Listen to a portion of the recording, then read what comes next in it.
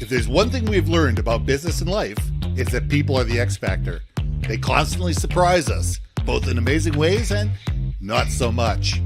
We're Baker and Syya, and welcome to GNAW On This Business Bites podcast. This show is all about real life things we all deal with every day, how they relate to business, and how to make some sense out of our daily chaos. Welcome to the show.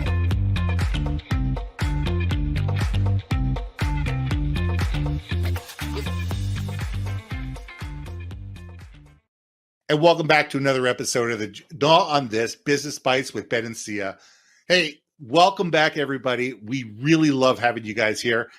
Last week, we started talking about generations. And I think that we need to talk today about communication amongst generations, because we get this okay boomer mentality and the roll of the eyes to the back of the head. And I think we need to get beyond that. I think we need to be able to sit there and go, all right, we need a universal translator. I'm going back to my Star Trek days. I'm going back 40 years, 50 years, whatever it is, to that universal translator, because we all speak the same language. It's all called English.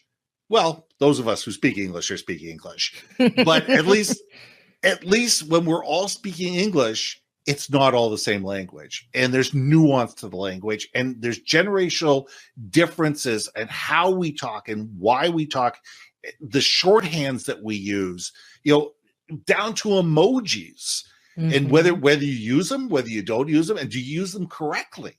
So, Syya, jump in on this, would you? Dude, okay, so let me tell you something. The fact I say dude, apparently that's not a thing. I think when we're talking about communication, we really need to look at the broader perspective of communication. I think this could be like another sub-series, Ben. Legit, we could talk about slang words. We could go down the path of the platforms that is preferred. We could talk about the platforms, when I say business platforms of communication. We're talking about social media platforms, and we're talking about where they're spending their time from a socialization perspective. I mean, if they are gamers, and by the way, our gen is also gamers as well, but not to that extent. I mean, we're not gamers like the 64-bit gamers are today. I don't know. Okay, maybe you are. I don't know. We can argue that, but okay. I will say this. I will say this much: the fact that my boyfriend will go on this platform called Twitch every now and then and play games against everyone, and people are texting and typing while they're playing. How the heck they're managing that is like beyond me, because if you ever watch some of these first-person shooter games, I'm like, I don't know what just happened, but I'm dead. What is this red on the screen? Who's dead the first 3 seconds. And they're like, yeah, you're dead. I'm like, oh, okay. Well, okay. I'll just sit back and watch you guys play. Yeah, exactly. But no. Even I picked up some of the vernacular, right? The fact that my nieces and nephews who are Gen Alpha, they're like after Gen Z-ish. Yeah. They're like the tail end and switching between the two.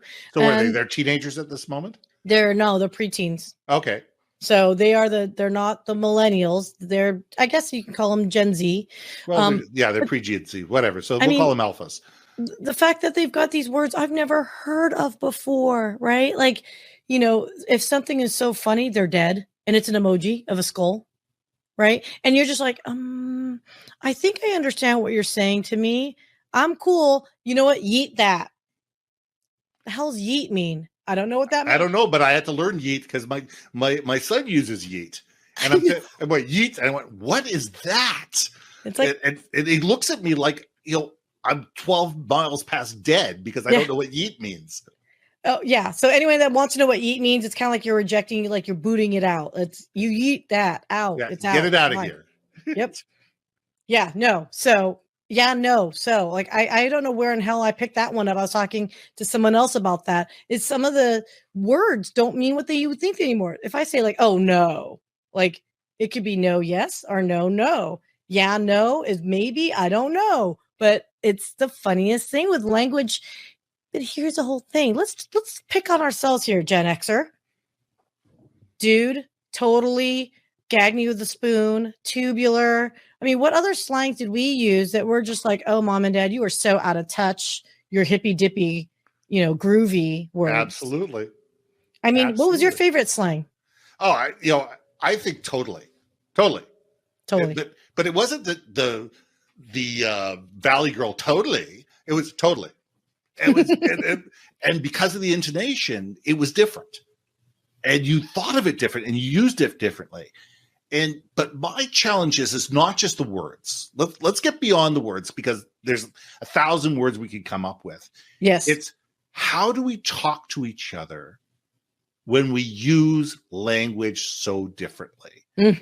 Because I take a look at some of the correspondence that I get from other people, and I look at texts and I go, what are you saying? Like, the TLDR generation, where they put too long, don't read. Yep. And I'm going, okay, I need a dictionary just to understand what TLDR means.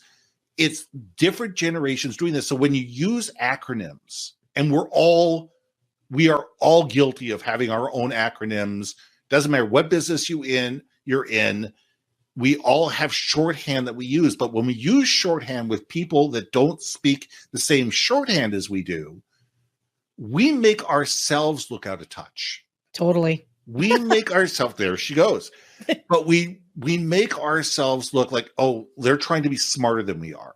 They're trying to be different than we are. Oh, wait a second here. I don't understand them, because if I don't understand them, well, I'm not going to give them any credibility, and therefore I'm not going to, respond to them in the way that they want to be responded to. And I think that we need to be aware of that. It says, who are we communicating with? If I'm communicating with my son, my texts are very different than if I'm communicating with the vice president of a couple of companies that I work with. The texts are completely different. I actually reread my texts before I hit the send key to make sure I don't have the great big thumbs, and I've actually spelled words correctly, and that the sentence structure is proper, and all that when I'm sending those texts off to people. When I'm doing it to my son, not so much, because guess what? The stuff that I get from him, if the words are spelled correctly and there's vocabulary in there that's understandable, it's a bonus. It's a win. It's a win. So I look at it and sit there and go, okay, it's not about how we speak. It's about, are we being understood by the person we're speaking to? And I don't care if that's within the same generation or if it's intergenerational or whatever.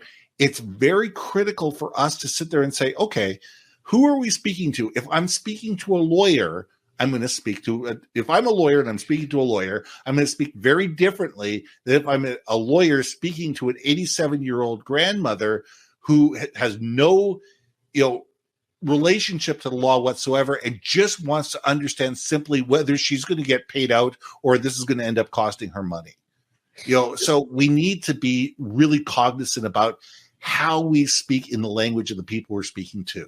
Okay, let me ask you this question then. Yes. Okay, because I'm back and forth on this. I'm guilty. Do you ever get bothered by some of the conversations that you have either via email or text where it's like, wait, I have to learn hieroglyphics to understand you? Do you find yourself getting annoyed with, dude, if you're, for example, case in point, I help a girlfriend of mine who volunteers to get people into cybersecurity. Okay. And I am not a recruiter. I used to be one back in the day, but I'm not the recruiter, but I'm here to help. Wouldn't you want to put your best foot forward to be like, hello, Syya, I am looking for a career in cybersecurity. These are my interests. Here's my performance. I would appreciate any support. Thank you for forwarding my resume. Cheers, whatever, signed, whatever, my name, Billy, right? Yes. Or Mary. Why am I bothered that when I did this, and again, some of the individuals were fresh out of their university or, newer in their career, were basically like, resume, thanks.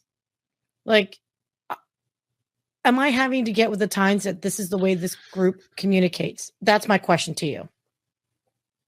I'm going to look at it two ways. One, they need to understand who they're speaking to, and they want something from you. If you want something from somebody else, you need to be able to write and speak and relate in language that they understand and that they're going to relate to. Number two, we have a generation of people and a whole, I mean, for God's sakes, this generation doesn't even learn cursive writing in elementary and high school.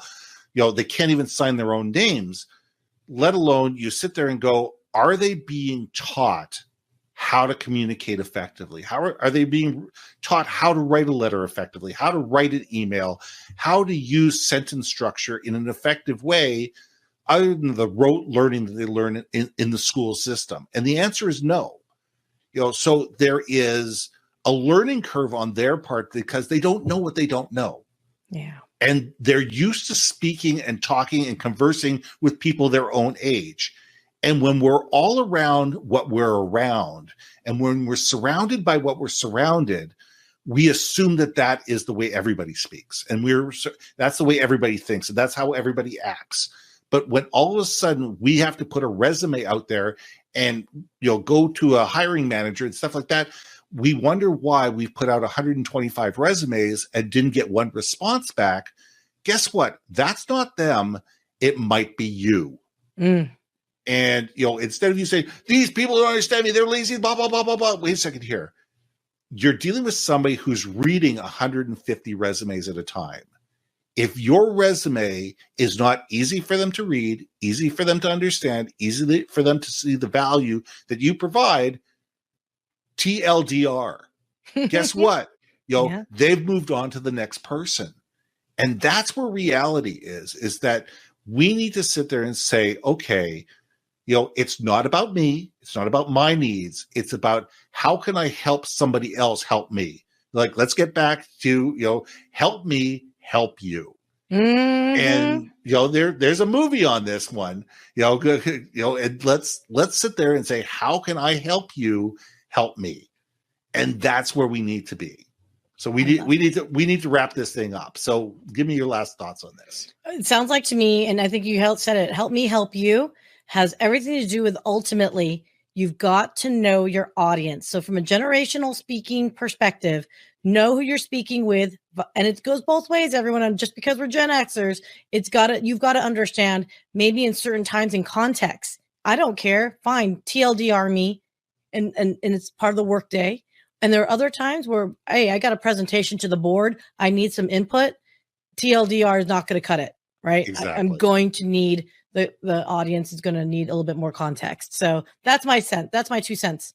That's what I'm going to gnaw on for today. All right, you gnaw on that. So everybody gnaw on this. These are Business Bites. Ben, see you guys next week.